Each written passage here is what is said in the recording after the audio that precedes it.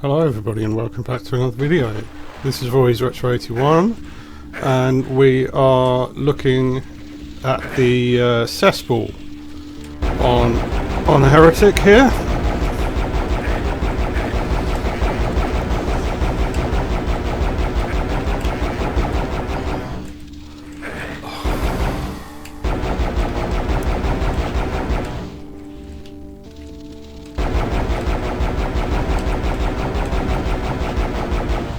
I know it seems a bit odd, a bit pointless to try and get rid of those guys so early, but there's some useful stuff there, and if we can secret our way into that area, that would be nice.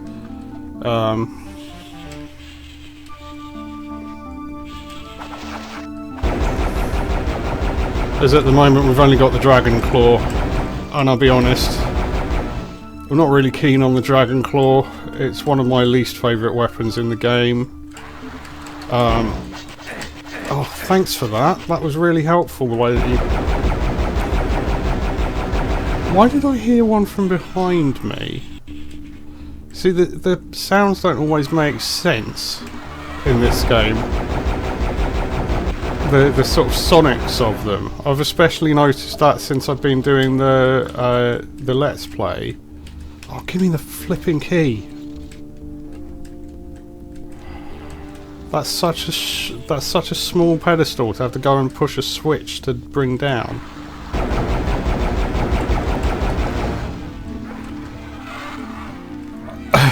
Oh, that's why I could hear them. It's because there was another one in there. Let's just shovel this junk out of the way. I'm not going to try and kill it off because it'll probably just respawn. Does it respawn? Sure.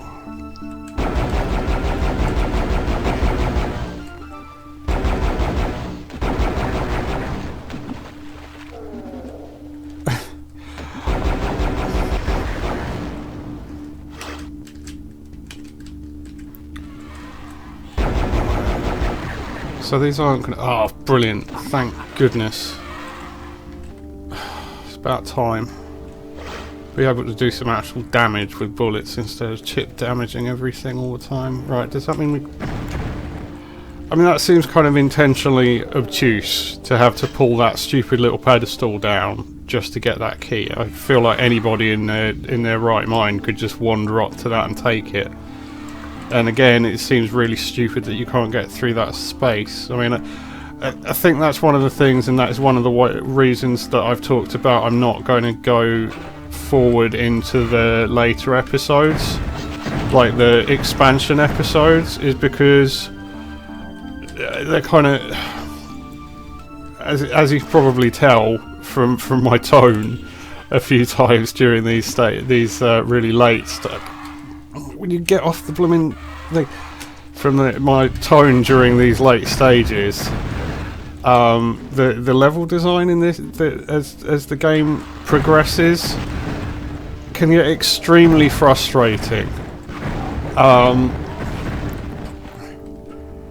It becomes sort of full of awkward spaces that are difficult to get around, and kind of really throws the idea of there being a difficulty curve out the window.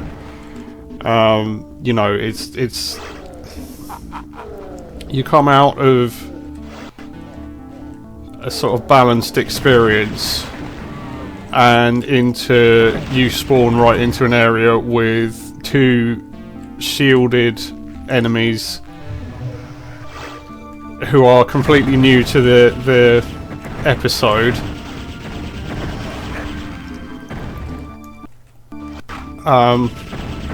And they're just spitting fire at you, and it just... It feels the wrong side of difficult to me, frankly.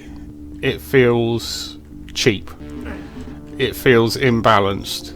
It feels like the level designers have given up on creating interesting experiences and have instead decided to start going for, oh, let's just put a really difficult enemy behind this wall.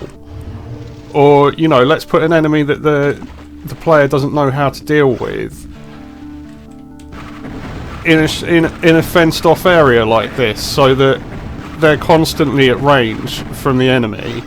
And there's another one here, so you'll see that one and think, oh well, I better get rid of that one, and you walk straight in front of that one and it shoots you in the back.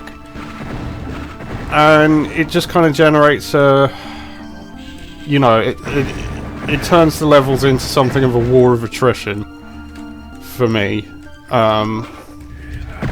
You know, stuff like that. That wizard, somehow, that wizard already knew we were there, and he's just standing right behind the door waiting to pop a cap in you.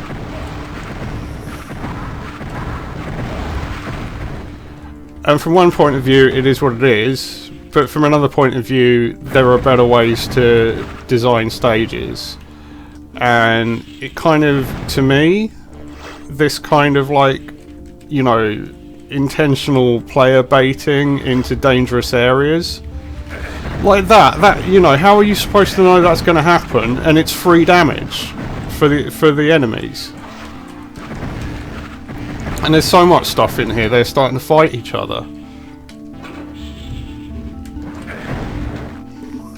And he threw a fireball out his butt. Alright, so that... aha, okay. Of course I need a blue key to open the key door, why wouldn't I? So that... is that a blue key, or is that... you know what, mate? Smeg off.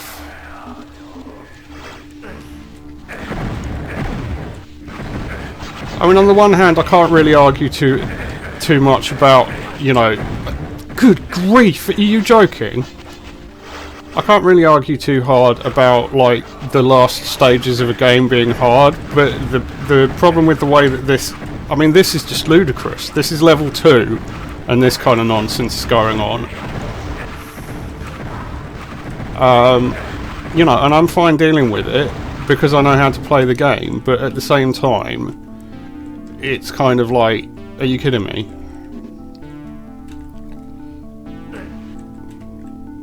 For some reason I wasn't running there, that was really helpful with the game. Right, we want that, which gives us the ball slinger. And you're constantly getting stuck on these things because they don't really have proper hitboxes. And there'll be, oh look at that, there's a leech in the, oh god, and it's just launched a whirlwind in a bloody enclosed space as well. Oh, and it's launched another one straight at the door!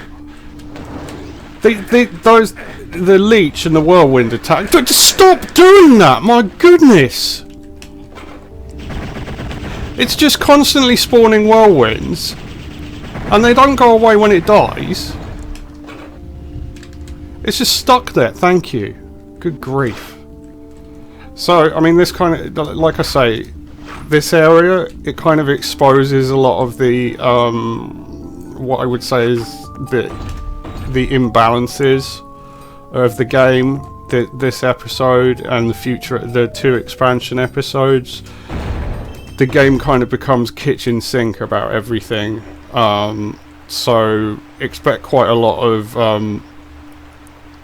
mild cussing and yelling in this episode, because there's an awful lot of, oh, you know what would be really funny would be if we put the boss from the first stage in a tiny closed space behind the door that's supposed to be the exit door, so that the player relaxes, opens the door, and then gets shot in the face by an already alert leech with a whirlwind that sends it flying around the corridor, so that the player can't tell whether they're looking in what direction they're looking in.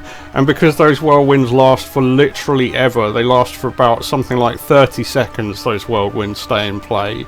So you can get constantly re-hit by them and sent flying, done loads of damage and turned round about. The level design in this episode and the later episodes, I'm not a fan of it. And I'm definitely going to push through, and I'm definitely going to finish this episode. But we're probably looking at the first episodes where I die at some point. And I'm still debating what I'm going to do about mid-level saves. But I'll call it there because I don't know how long I've been going on for, because I inadvertently didn't set off the timer to see how long the video was running. So we shall save there. And apologies for being a little bit heated, but like I say, when you hit this stage, especially if this is the first time you've really played the game and you're playing alongside me, when you hit these stages, you will know how sort of intentionally stacked against you and awkward and full of death trap type monster placement and the such like they are. They are very difficult and potentially extremely frustrating. So look forward to the confluence next video. Thanks very much for watching. Peace out.